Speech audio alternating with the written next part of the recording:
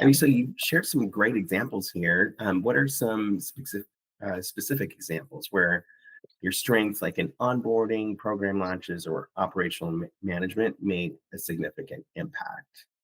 Yeah, so I also joke that I'm someone who has an operations oriented brain, but I have like a people person personality. So I find myself in these different roles where sometimes I tap more into operations and sometimes I do more people.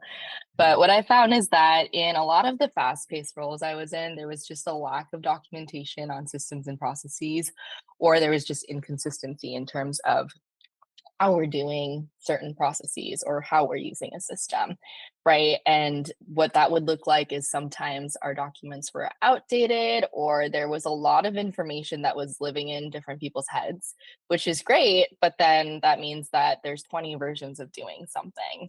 Yeah. And that means that our clients are also having an inconsistent experience, right? So, something that I have found is really fulfilling and I kind of just fell into it is that I would take it upon myself if I noticed that that wasn't happening. I was just documenting, here's what I'm doing. Is this what everyone else is doing? Is this what we should be doing? Is there a better way to do it? Right. And then sharing that with the team, iterating, so on and so forth, with the goal, of course, of just having alignment in terms of everyone being consistent and also so that our clients are getting a fair and consistent experience. But then thinking ahead so that that knowledge transfer is able to happen. If one of us were to leave, we don't want the team to no longer be able to do something that just lived in someone's head. And then identifying room for improvement so that we're able to have smoother just onboarding overall of clients internally, minimizing errors, and then more effective scaling, right? So a really clear example of when this happened. I used to work at the Juilliard School very briefly. This was pre-COVID. And I was hired as employee number two in a department where only the director was there. Like they were the only employee at the time that I got hired. And basically we talked about what's our present state and what's the future state we need to get to, and he was like, so right now there's two of us and eventually this needs to be a fully functioning office that's covered like 9 a.m. to 9 p.m. like Yeah. 6 days a week, right?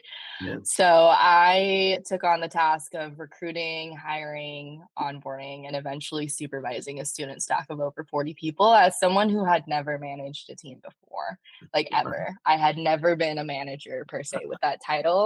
And then while I was doing that, it was also managing the operations of the residence hall itself and the facilities management team. And I remember being like, I am in over my head. I don't know how I'm going to do this. I was so overwhelmed. And then I just broke it down into steps of like what actually needs to happen. And knowing that long term, I was probably not going to be the manager of that office forever. I was like, okay, how do we do this so that other people are able to replicate this process down the road and hopefully have less of a challenging time next time around?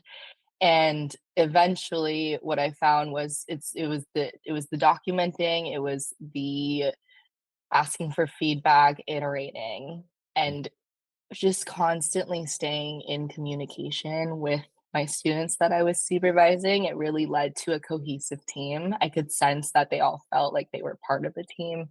I saw that they were building really good connections with each other. Like it was a work study job, but it was also more than that. I could sense that they were all really supportive of each other and of me, and I felt like I was trying to support them as best as I could, and the long story short was just having good systems and processes in place is Yeah. helpful for everyone, right? Yeah. So Yeah. that was one example. Another one I can think of when I was at the ed tech startup, I was probably employee number 5 or 6 on the department that I got pulled into, and I remember we would joke that onboarding was like drinking from a fire hose because and people say this about startups, it was just like all on all the time, everything everywhere, and Hmm. it wasn't that there wasn't documentation per se, it wasn't that there weren't instructions, but there were instructions everywhere at like 5 bajillion places. And I remember hitting a point where I went to my manager and I was like, in the nicest way possible, this is not working for my brain. Like it's everywhere. Can I please just put it in one place? And they were like, yeah, sure, go for it. So I remember